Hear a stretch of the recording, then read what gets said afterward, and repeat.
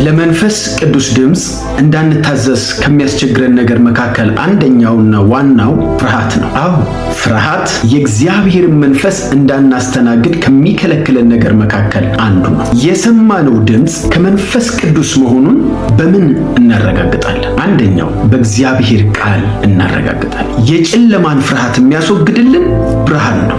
የስህተትንም ፍርሃት የሚያስወግድልን ዕውቀት ነው። የእግዚአብሔርን ድምጽ እንዳንጠራጠርም የሚያደርገን የእግዚአብሔር ቃል። በእግዚአብሔር ቃል የተሞላ ሕይወት ካለን የሰማነው ድምጽ ከእግዚአብሔር ስለመሆኑ ለመረዳት የእግዚአብሔር ቃል የመንፈስ ቅዱስን ድምጽ በውስጣችን እሱ መሆኑን ዕውቅና ይሰጠልናል። ሁለተኛው የምንሰማው ድምጽ ከመንፈስ ቅዱስ መሆኑን የምናረጋግጥበት የሰማነው ድምጽ ሰላምና ደስታ በውስጣችን ይሞላል።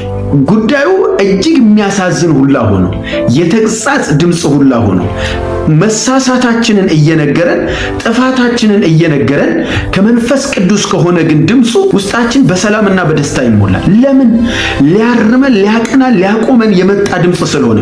የእግዚአብሔር ድምጽ በባህሪው የመንፈስ ቅዱስ ድምጽ በባህሪው በሰዎች ልብ ውስጥ ደስታንና ሰላምን የመስጠት የመዝራት ኃይል ስላለው የመንፈስ ቅዱስን ድምጽ የምናረጋግጥበት መንገዶች መካከል ሁለቱ፣ አንዱ በእግዚአብሔር ቃል ይደገፋል፣ ሁለተኛው ሰላምና ደስታ በልባችን ይሞላል። ተባርካችኋል። መልካም ቀን።